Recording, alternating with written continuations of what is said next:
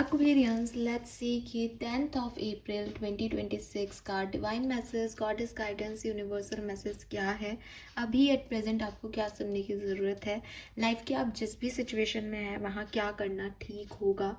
Life में आप आज जिस सिचुएशन में जाते हैं वहाँ किस तरह से रिस्पॉन्स कर सकते हैं, और अगर कोई भी सिचुएशन चल रही है तो वहाँ क्या करना है। तो पूरा गाइडेंस आपको यहाँ मिलेगा। आप अपने अकॉर्डिंग इस गाइडेंस को लीजिएगा, अपनी सिचुएशन के अकॉर्डिंग। मुझे जो मैसेज मिलेंगे वो मैं आपको दूंगी।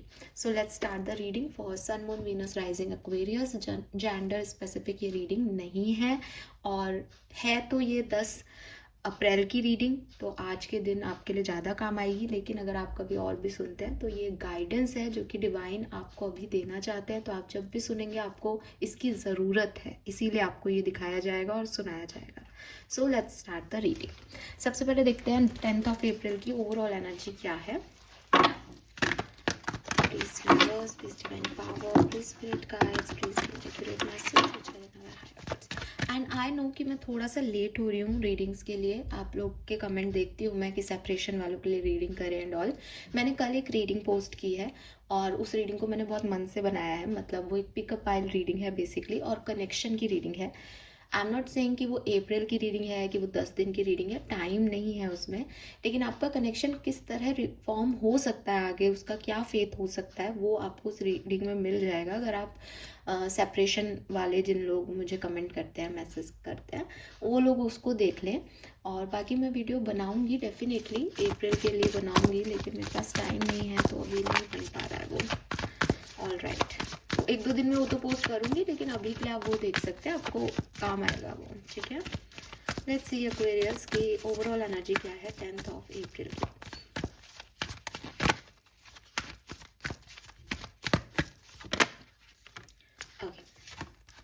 We have 12th house, number 50, introspection. 12th house, introspection. Okay. Number 5 की ऊर्जा है। तो देखो, ओके सी एक्वेरियस, आज के ओवरऑल डे की एनर्जी जो है वो बहुत प्रैक्टिकल आ रही है। ठीक है, थोड़ा सा प्रैक्टिकल सा डे रहेगा। चीज़ें आप ये माने कि बहुत अच्छी नहीं है, बहुत बुरी नहीं है, बहुत ही इट्स लाइक कि हार्ड वर्क कर रहे हैं ताकि हमें अच्छे रिटर्न्स मिल जाए, या फिर हमें अच्छे रिटर्न्स मिले हैं क्योंकि हमने पहले अच्छा वर्क किया है। एंड कुछ सिचुएशंस के बारे में ये देखना कि क्या मैंने सही काम किया है, क्या मैंने उतना सफिशिएंट हार्ड वर्क किया है कि मुझे रिजल्ट मिल जाए। सो मैं ना इस सिचुएशन को बहुत प्रैक्टिकल देख रही हूँ। तो ये सिचुएशन बहुत ऐसी नहीं है कि मतलब आज का दिन और आज के दिन की सिचुएशंस ऐसी नहीं है कि आपको बहुत अच्छा फील कराएंगी। ठीक है, इट्स लाइक कि आपको समझ में आ सकता है कि यार ये सिचुएशन इसलिए अच्छी है कि शायद ये आगे चल के अच्छी हो जाए, या मैं ये काम इसलिए कर रहा हूँ कि साहब मुझे ये आउटकम मिल जाए, पर अभी मैं परेशान होकर ये काम कर रहा हूँ, या अभी मुझे करना पड़ रहा है ये काम। तो कुछ ऐसी एनर्जी है। एंड मुझे लगता है आज आप अकेले रहना ज़्यादा पसंद करेंगे, अपनी बातों पे, अपने लाइफ पे, अपनी सिचुएशंस पे थोड़ा एक ओवर थिंक करना बोलूँगी एक्वेरियस के लिए। शायद ओवर थिंकिंग शब्द सूट करता है आप लोगों पे, लेकिन जनरलाइज वे में ये एक इंट्रोसेप्शन हो सकता है। अगेन आई रिपीट कि क्या एक्शंस लिए गए हैं, जो कर रहे हैं वो सही है कि नहीं, ये सब चीज़ें जो है वो मुझे यहाँ दिखता है। ये जो 12th हाउस है बेसिकली, ये एक ऐसी एनर्जी को रिप्रेजेंट कर रहा है, और बॉटम में एक्चुअली वर्गो है ना। यहाँ पे 12th हाउस है और बॉटम में वर्गो है, तो मैं दोनों ही एनर्जीज के रिगार्ड में आपको मैसेज देना चाह रही हूँ। सो ये इस तरफ मुझे दे रहा है ध्यान मेरा कि लोग आपको कैसे देखते हैं, आप लोगों के सामने कैसे आ रहे हो, और आपका एक इनर सेल्फ होता है ना, वो कैसा है। तो आप इन दोनों सिचुएशंस को सोच रहे हो आज, कि कई बार नहीं होता, मतलब बहुत ही कॉम्प्लेक्स सी एनर्जी। आपको लग भी रहा होगा कि इतना अटक अटक के मैं ऐसे क्यों बोल रही हूँ। रीज़न बहुत, मतलब मुझे समझ में आ रही है वो चीज़, पर मैं आपको ये बताऊँ कैसे मुझे समझ नहीं आ रहा, क्योंकि मैसेज फॉर्म में नहीं है ये, जैसे मैं आपको पढ़ रही हूँ। आपको पढ़ रही हूँ तो मैं अब बताती हूँ कि एक्चुअली में कैसी एनर्जी आ रही है एक्वेरियस की। मैंने ये काम कर तो दिया, फिर मैं सोच रहा हूँ कि उसके कहने से मैंने ये काम कर दिया, या मेरा मन नहीं है ये काम करने का। नहीं होता है कि एक तो होता है दुनिया के लिए हम एक इंसान है, और एक है हमारे अंदर क्या चल रहा है। तो ये 12th हाउस ना आपको वो चीज़ दे रहा है। हाँ, तो आप ना थोड़ा सा, जैसे 12th हाउस मोक्ष का भी है, तो आप सोल के बारे में सोचोगे, आप बॉडी की स्ट्रक्चर के बारे में सोचोगे कि जिंदगी क्या है, जीवन क्या है, एंड मैं ये काम क्यों कर रहा हूँ, आगे क्या होगा, अगर यही करना था तो मैंने ये क्यों किया था। तो थोड़ा सा ना आप खुद को लेके, खुद के विचारों को लेके, लाइफ को लेके बहुत सोचने वाले हो, या कुछ ऐसी चीज़ें होंगी कि आप सोचोगे उनके बारे में। यस।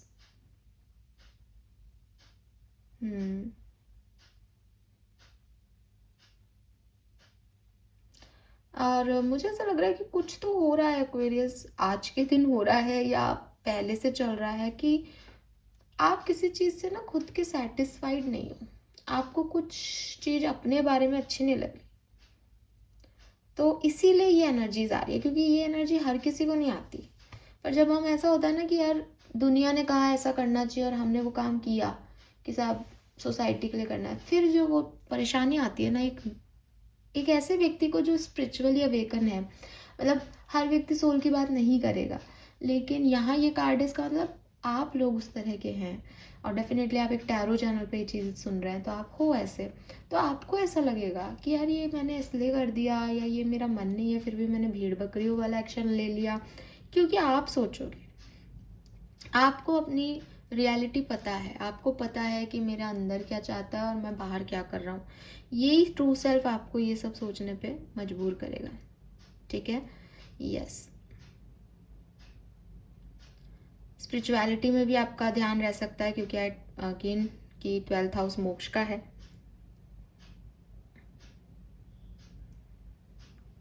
आप बहुत स्पिरिचुअल प्रैक्टिस कर रहे हैं, इंट्रोसेप्शन कर रहे हैं, अकेले में बैठ के विचार कर रहे हैं, बहुत ज़्यादा लोगों से कनेक्शन फील नहीं कर पा रहे, या किसी एक ही पर्सन पे जो है वो फोकस है आपका, बाकी सब इधर उधर जा रहे हैं आपके कनेक्शंस। ऐसी एनर्जीज मुझे यहाँ पे मिल रही है। अब यहाँ पे बेसिकली ना एक गाइडेंस जो मैं आपको दूंगी वो है ग्राउंडिंग। ग्राउंडिंग करनी पड़ेगी, बिकॉज ऐसा नहीं है कि सिचुएशन आपके लिए खराब हो रही है। आई टोल्ड यू कि आपकी लाइफ में कुछ प्रॉब्लम नहीं है, लेकिन आपकी सोच आपको ये रियलाइज कराएगी कि यार मैं क्या कर रहा हूँ, या मैं क्या कर रही हूँ, मेरा लाइफ का पर्पस क्या है, ये क्या बन जाऊंगा ऐसे करके, ये चीज़ है। सो प्रेयर, मेडिटेशन, शांति से बैठना, अपनी क्रिएटिविटी पे फोकस करना, डिवाइन से कनेक्शन फील करना, अपनी सोल से कनेक्शन फील करना, ये मुझे आज के दिन की एक्टिविटीज़ दिखती हैं। एंड जो चीज़ें आपके लिए प्रॉब्लमेटिकल है वो ये कि ये एक बहुत ही सेंसिटिव टॉपिक है एक्वेरियस। अगर आप इसको सही तरीके से डील नहीं करेंगे तो ये आपको आइसोलेशन या हेल्थ इश्यूज भी दे सकता है। ठीक है, क्योंकि है तो प्रैक्टिकल एनर्जी, लेकिन ये ज़्यादा ओवर हो जाएगी तो ये आपके प्रॉब्लम क्रिएट कर सकती है। पता नहीं, मुझे ऐसा यहाँ पे मैसेज आ रहा है। All right, let's see guidance क्या है। एंड हो सकता है यहाँ पे चक्रा दिखाई दे रहे हैं आपके, आप अपना चक्रा अलाइनमेंट करें। आपको यूनिवर्स कह रहे हैं कि साहब चक्रा अलाइनमेंट करें आप। ठीक है, guidance for Aquarians, thank you. आज मैसेज बहुत एक्चुअली चैनल मुश्किल से हुए तो नहीं कहूँगी, लेकिन हाँ मैसेज बोलने में मुझे बहुत भारीपन लगा। ये देखो मैसेज कैसे आ रहे हैं कार्ड्स भी आपके। 10 एक्वेरियस कुछ छोड़ नहीं पा रहे, कुछ रिलीज नहीं हो रहा है क्या? हाँ, नहीं हो रहा है, रिलीज नहीं हो रहा है। सी 10 दोनों कार्ड 10 ऐसा क्यों? और 8 नंबर, 5 नंबर, सारे ऐसे कार्मिक नंबर, ट्रांसफॉर्मेशन के नंबर, सारे नंबर्स बता रहे हैं कि अच्छा नहीं लग रहा है। ठीक है, अच्छे वाइब्रेशंस नहीं है। ऐसा नहीं है सिचुएशन में कुछ खराब हो रहा है, लेकिन आपको अंदर से अच्छा फील नहीं हो रहा है। आप अंदर से एक मैस में हो। ठीक है, आप आपके दिमाग में दो बातें चल रही है, उलझने हैं कई सारी। सो ये चीज़ साफ दिखाई दे रही है। अगर ऐसे सिचुएशन है तो ये गाइडेंस आपको, क्योंकि गाइडेंस एक ही डायरेक्शन दे रहा है मुझे, कहीं इधर उधर भटकने की ज़रूरत नहीं है हमें। जब मैं ये बोल रही हूँ तब भी 10-10 हो रहे थे। तो सबसे पहला गाइडेंस तो आपके लिए यही है कि कुछ चीज़ों को आप रिलीज़ करें अपने अंदर से, जाने दें। हो चुकी वो बात, कर चुके आप वो काम, कोई बात नहीं। गलती हो जाती है एक्वेरियस, आपसे भी गलती हो सकती है, दूसरे से भी गलती हो सकती है। अगर हम दूसरे को माफ़ कर सकते हैं तो हमें सबसे पहले खुद को माफ़ करना सीखना चाहिए, और जब हम खुद को माफ़ कर सकते हैं तो फिर दूसरों को भी करके ख़त्म करना चाहिए। आप यहाँ पे किसी को गलत ठहराने, किसी को जजमेंट देने कि वो कितना गलत है, उसने कितना गलत किया, इसलिए इस दुनिया में नहीं पैदा हुए हो। आप यहाँ अपना कर्मा पूरा करने के लिए पैदा हुए हो। तो हमेशा याद रखें, मैं ये नहीं कहती कि हर बुराई को एक्सेप्ट कर लें अपने लिए, लेकिन अगर आपका कोई कंट्रोल नहीं है और सिचुएशन घट रही है या घट चुकी है तो उसको लेट गो करने में ही समझदारी है। मैं हमेशा आपको एक एग्जांपल देती हूँ कि द्रौपदी के साथ जो हुआ उस पर एकदम से बवाल होना चाहिए था, वो बहुत बड़ी बात थी। लेकिन जब कृष्ण भगवान द्रौपदी से वो सारे केस के बाद मिलने आए, जब ये सारा सिचुएशन घट गया वहाँ पे और द्रौपदी अपने रूम में आ गई, तो वो बहुत रो रही थी कि माधव मुझे तो बचाओ, ये क्या है, ये कितना गंदा था जो कुछ भी अभी हुआ। तो कृष्ण भगवान ने यही कहा कि धैर्य रखो, धैर्य रखो। इसलिए नहीं कि तुम हार मान रही हो, इसलिए भी नहीं कि सब कुछ होगा नहीं तो छोड़ देते हैं, बल्कि इसलिए कि ये तुम्हारी प्रॉब्लम नहीं है। जिस व्यक्ति ने गलत किया है उसको पूरे तरीके से सज़ा मिल जाएगी, और हमको सज़ा देनी है ताकि आगे वाली पीढ़ी ध्यान रखें। लेकिन तुम इसको अपने ऊपर मत लो, क्योंकि अगर उसी समय होता तो लाइफ लॉन्ग ये होता कि साहब बेचार इसके ने ऐसा किया था इसलिए ऐसा करना पड़ा, इसलिए लोगों ने ऐसा कर दिया। नहीं, एक ही जने की गलती नहीं है, पूरी सब लोग इन्वॉल्व हैं, सबको सजा होनी चाहिए।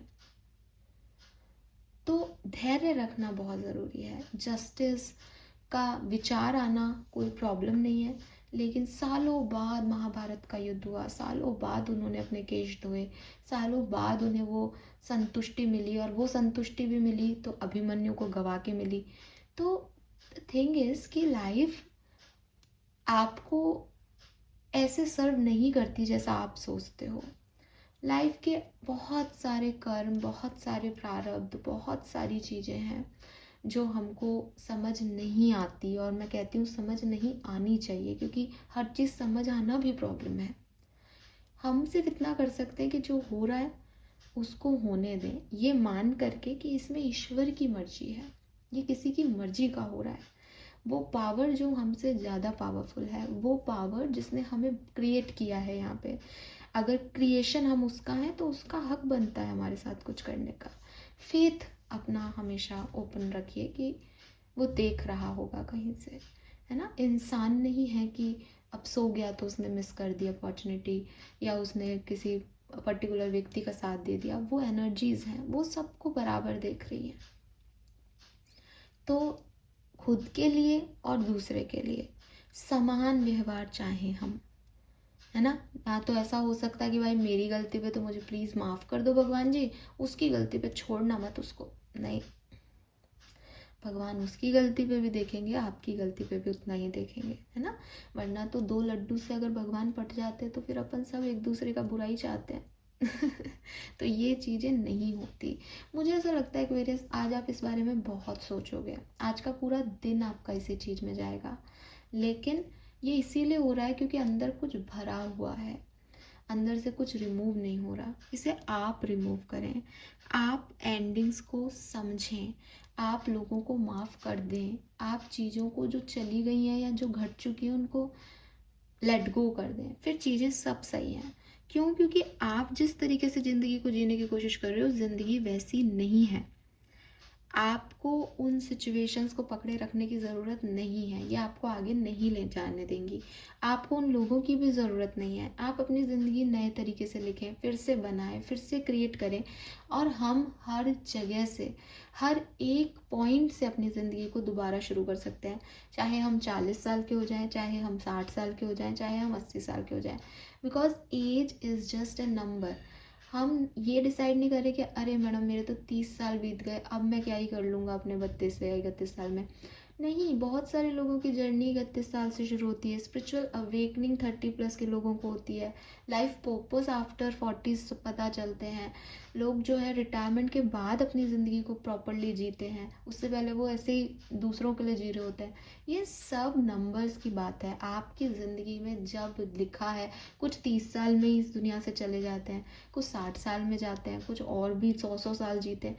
तो आप ये डिसाइड नहीं कर रहे हैं। आपको सिर्फ इतना समझना है कि मैं कभी भी शुरू कर सकता हूँ, कहीं से भी शुरू कर सकता हूँ, और मुझे मेरे विंग्स पे भरोसा होना चाहिए, मुझे मेरी किस्मत पे भरोसा होना चाहिए, मेरे ईश्वर अल्लाह पे भरोसा होना चाहिए। मुझे किसी और सेकंड पर्सन या थर्ड पर्सन के ऊपर डिपेंड होने की ज़रूरत नहीं है कि साहब वो आ जाएगा तो मेरे लिए साथ अच्छा हो जाएगा, उसको जस्टिस मिल जाएगा तो अच्छा हो जाएगा, वो मुझे माफ़ कर देगा तो मेरे लिए अच्छा हो। नहीं, दूसरे आपके साथ नहीं आए हैं, आप अपनी किस्मत खुद लेके आए हो।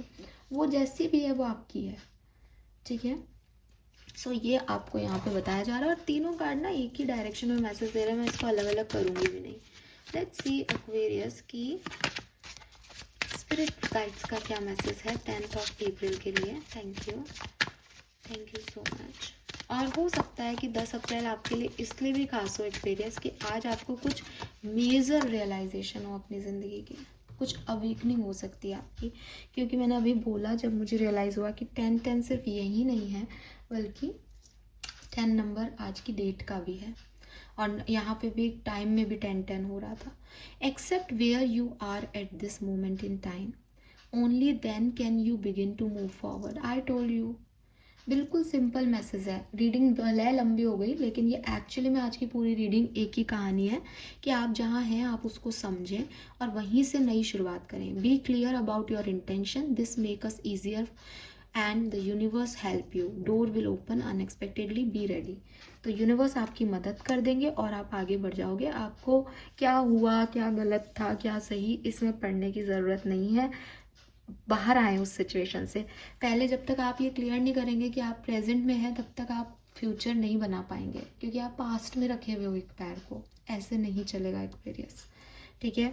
आप भी सोचो इस बारे में। आज आप सोचने भी वाले हो, आज आप अपने साथ अच्छा टाइम स्पेंड करोगे, और ये थॉट मैं आज आपको दे के जा रही हूँ क्योंकि ये यूनिवर्स का थॉट है।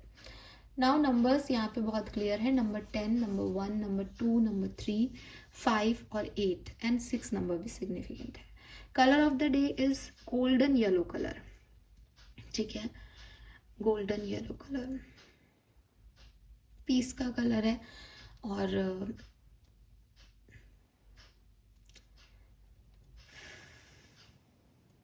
शायद आपको एक लाइट की ज़रूरत है ना। मुझे पता नहीं क्यों ये मैसेज मिला है अभी कि आपको एक ना लाइट की ज़रूरत है, एक डिवाइन लाइट की ज़रूरत है आपको। तो वो गोल्डन येलो ना, वो वही है जैसे अंधेरे, मान लो काला हो, पूरा बादल बादल हो रहे हैं, बिजली कड़क रही है, ऐसा माहौल इमेजिन करें, और उसमें सडनली आपको बादलों में से एक गोल्डन लाइट दिखाई दे, तो वो डिवाइन एनर्जीज है। इसलिए शायद ये गोल्डन येलो एनर्जीज जो है वो आ रही है। तो आपको नीड है इस चीज़ की, आप इस पर फोकस करें एंड मेडिटेशन करें एक्वेरियस। अगर आपको अच्छा फील नहीं हो रहा, आप मेडिटेशन करें, ठीक है। थैंक यू सो मच मुझे सुनने के लिए। चैनल को लाइक और सब्सक्राइब कीजिएगा। Bye bye.